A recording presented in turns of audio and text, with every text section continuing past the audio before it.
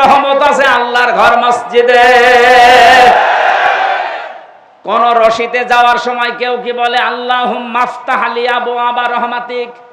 না, কিন্তু আল্লাহর ঘরে ঢুকলে আপনাকে বলতে হবে আল্লাহুম্মা আফতাহ লি আবওয়াবা রাহমাতিক, হে আল্লাহ তোমার রহমতের দরজা সব খুলে দাও। তাহলে এই দোয়া দ্বারা বোঝা যাচ্ছে রহমত পেতে হলে যাওয়া লাগবে কোথায়? আরো জোরে। মসজিদের ভেতরে প্রবেশ করে ওনার যতই নিশা থাক বিড়ি খেতে পারবে। একটা পরিবেশ আল্লাহ বানিয়ে দিয়েছেন আলাদা।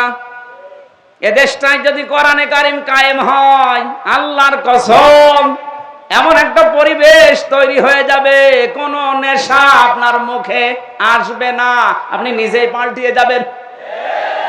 আর এই পাল্টাবে কে? হামজা না, এটা আল্লাহর দায়িত্ব। লাকাদ সাদাকাল্লাহু, এই যে আল্লাহ নিজে এখানে ফাইল কর্তা।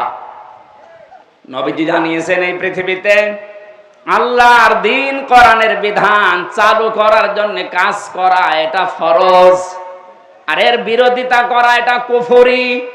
আর কেউ যদি নিশ্চুপ থাকে যেন আমি কোন দলে নেই, এর ভেতরে নেই, সে মুনাফিক। আল্লাহর দ্বীন কায়েমের জন্য চেষ্টা করা, আরো জোরে, আরো জোরে বলেন, বিরোধিতা করা কুফরি, কাফের হয়ে যাবেন। আর যদি চুপ থাকেন, আরো জোরে। আমার তো মনে হচ্ছে এই দেশে ফরজ এই দায়িত্বটা পালন করা মানুষ এখন কম, শুধু মুনাফিক আর কাফের বেশি। শুকরিয়ার বিষয়, আস্তে আস্তে এগুলো পাল্টিয়ে যাচ্ছে।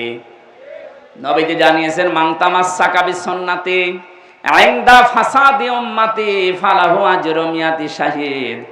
আমার উম্মতের যখন দুরবস্থা চলবে, কেউ কোল কিনারা পাবে না দিশেহারার মতো, ওই কঠিন অবস্থায় যদি একটা মরা সুন্নাত কেউ জিন্দা করতে পারে, তার আমলনামায় 100 গলা কাটা শহীদের সওয়াব দেওয়া হবে। কোনদিন ভেবেছেন হাদিসটা নিয়ে? একজন শহীদের সওয়াব পেলেই তো আবু সাঈদের মতো আপনি জান্নাতি। আবু সাঈদ যে জান্নাতি আপনার কি বিশ্বাস হয় না? জালেমের জুলুমের সামনে নিজের জীবন পর্যন্ত যে লোকটা দিতে পারে, অনেকে তাকে এখনো শহীদ বলতে রাজি না। শহীদকে যদি কেউ শহীদ না বলে, তাহলে তার ইমানের সমস্যা হবে। কারণ কোরআনের আয়াতে আল্লাহ জানিয়েছেন শহীদদের ব্যাপারে খুব সতর্ক। শহীদরা মারা গেছে কথা মুখ দিয়ে বলা নিষেধ, এমনকি অন্তরে ধারণা করাও নিষেধ। একটা শহীদের সওয়াব জীবনে থাকলেই তো আপনি জান্নাতি। 100 গলা কাটা শহীদের সওয়াব আপনি টের পাচ্ছেন। চিন্তা করলাম তাহলে মরা সুন্নাত কোনটা দেখি তো। টুপি মাথায় দেওয়া মরা সুন্নাত না, কেউ দেয় কেউ দেয় না, এটা মরে যায়নি। জব্বা গায়ে দেওয়া মরা সুন্নাত না, এটা কেউ দিচ্ছে কেউ দিচ্ছে না, এটাও মারা যায়নি। খাবারের পরে মিষ্টি খাওয়া সুন্নাত, এটা মরা না, কেউ খায় কেউ খায় না।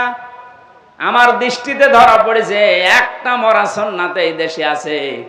নবীজি কোরআন দিয়ে 10 বছর এই দুনিয়া চালিয়েছিলেন, রাষ্ট্র চালিয়েছিলেন। কয় বছর? আরো জোরে। এই 10 বছর বাংলাদেশ কোরআন দিয়ে চলবে, এইটা মরা সুন্নাত, এটা এখনো নেই।